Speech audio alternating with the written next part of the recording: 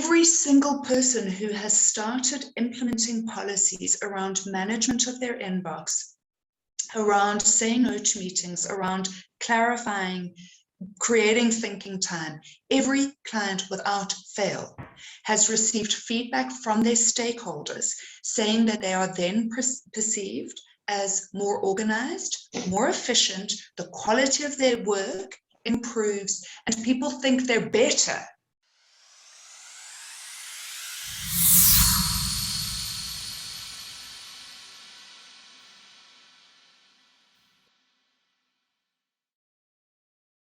I think it's a huge thing. I think that we have this, we've been brought up with this concept, and I suppose on some level it's a kind of inherited concept of your kind of 9-to-5 work week.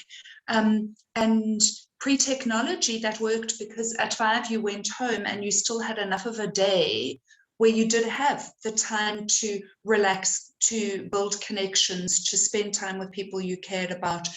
So you... because of the lack of technology, we had a balance kind of almost built in, whereas now our work days are longer. Most of us are working from home, or what I think is a much better description is living at work. Yeah.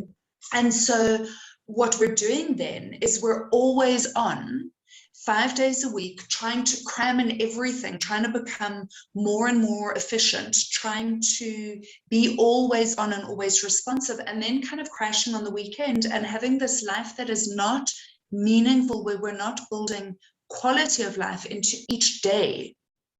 And that's why we need these kind of holidays to escape and have a break.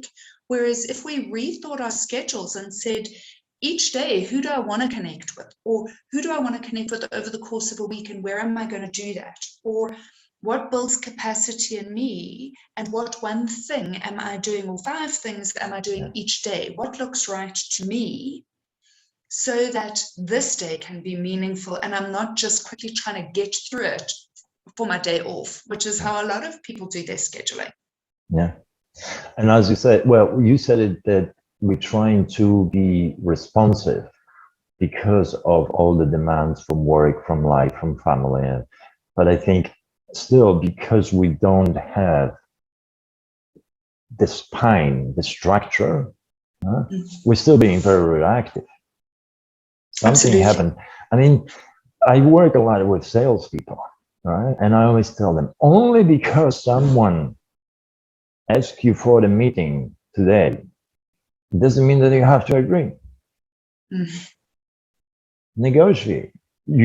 Is this important, first of all? Do you need to talk to this person? Yes. Okay. It has to happen. What's your schedule look like? Can you remove something from the schedule to fit him without compromising yourself?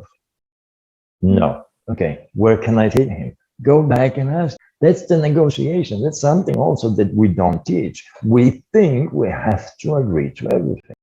Every single person who has started implementing policies around management of their inbox, around saying no to meetings, around clarifying, creating thinking time, every client without fail has received feedback from their stakeholders saying that they are then perceived as more organized, more efficient, the quality of their work improves, and people think they're better than when they were always saying yes. I have not once had anybody say the business has reacted badly. People have always been impressed, and their perception of that person's effectiveness has increased.